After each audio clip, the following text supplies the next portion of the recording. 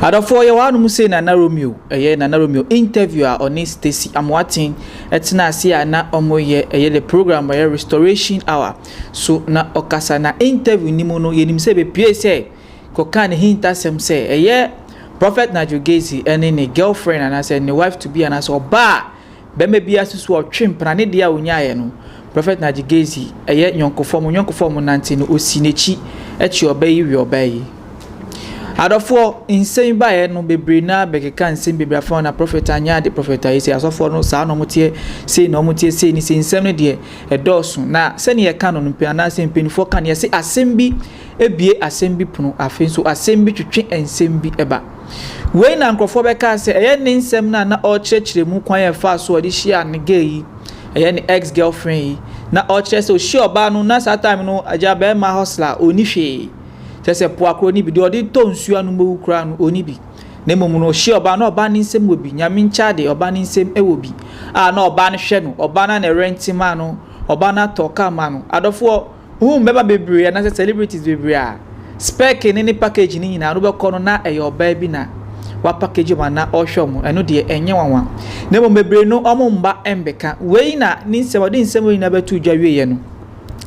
amafo ma babontin ka se na Romeo ade o ya akwala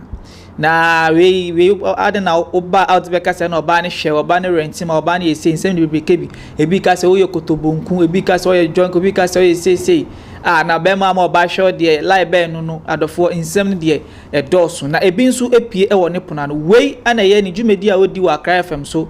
morning ride no so o ka se ono no sa notie oyo nipa bi a onye ungrateful ana fenso no onfa na seb ensie se bia private life asem ne de se ne tie na no aka na obi nso ate eno no futu obi wo ma no obi afa de tu no fo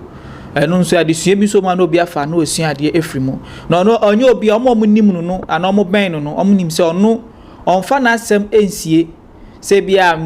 private life mo secret bi ni ade asem ne de se ne tie na pempen was ni pen na waka na okoni baby na we insem okay ono hu ni se maybe or John and so a bibi and say bibi na momo hu ni say he is being grateful cause the obani man ni so your member bebre ono ma emba na abo mo amom nsa kama no ana emba na abo men ne omo se bom diom kam na mum so bi wo ono ma there are so many of them they are ungrateful on ka se bi mpa embra na mi ni bi ana mi nye say no oba we boa me ge boa me ana say on recommending ni pan po say oye ni pe bi a oyade ana say oye good no mumuno ono enye sa anoti adofo yenkotie senia na Romeo ka ni nsem embra one holiday ti said e holiday mu yayi ena me ne me girlfriend anyame ado mahia na bibi woni nsem na mi sheda ni kapre na sister yibo ame wa Toyota Camry amame wa rent apartment amame no ma bibi na lady ni amame ni nyina so me kachiro na minim de ntia na edu ba bi a ho enipa bi feel say omo no view no na e wa say ye adwuma e wo bia life no enya entisa obia ne sade titi no so no obia ne sade titi no obia ne de oya ne ho ton bia ne de ope obi so ontia ase se maka se na me wo oba bi wo me life mu a na ohwe me otoka ma me han dan ma me obi so onti ase se me ka sa na ningwa sesem se be ma be ka se oba na oba hwe no me ba cho ede na ye ningwa se wa asem we mu se me ni bi na oba ene boa me na ene me ka ede ahye obi ankuran se so oba mpo obi a obetimi aboa bema sa na wo ye bema nso so na oba nso boa wa daachi bia no ka fadi adanse boni be na wom se mini bi na oba wo bi no wo boa me pacho we fadi be na wom aningwase be na wom a oha be na wo sa asem we mu se makase na me girlfriend na hwe me at that time ona mini bi ona boa me odi bi ma me bi di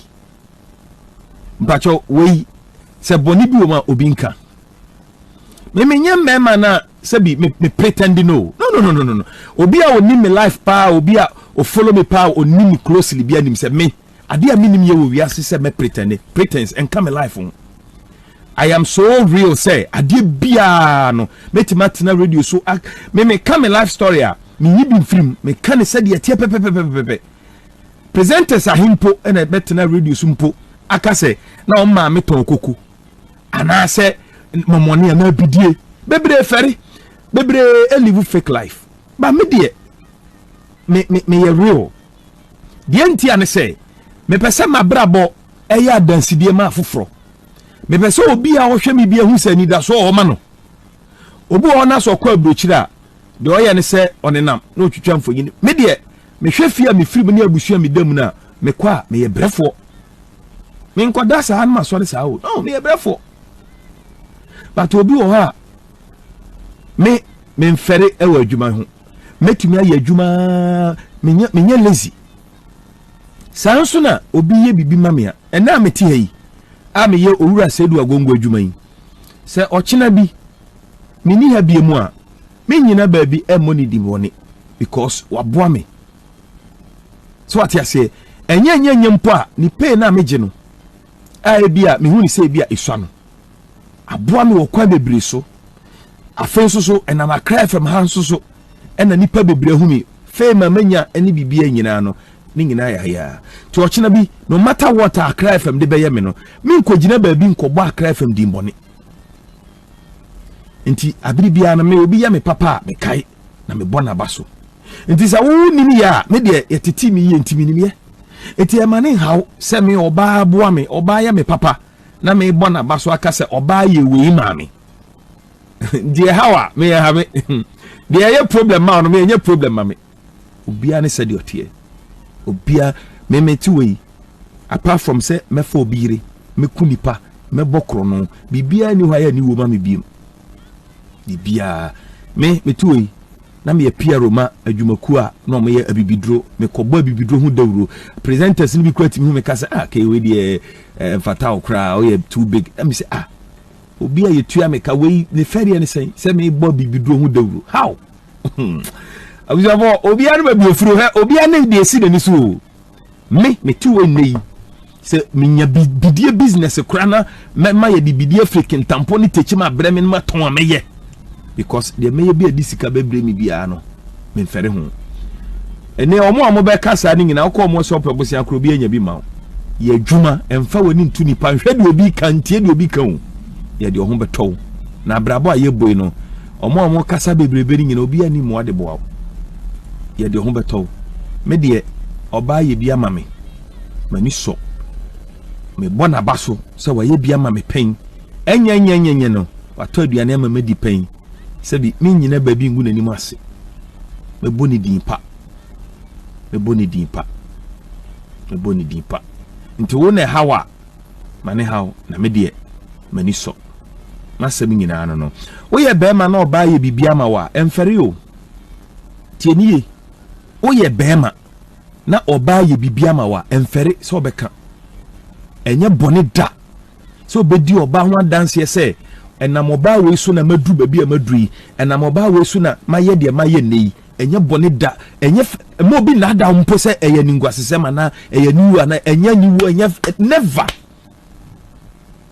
na niwu ni sei unibi ene oba wo bi no aboa wo de mema bebre ma aboa mo a mo ma abonte meka ye mema bebre ena ema sesa o mabrabo asesa o life but o muntu mi nya kukudo meka me na Romeo de meba beka na ema binuma hu say oh sa wutumi ye be ma papa kura ma ne beka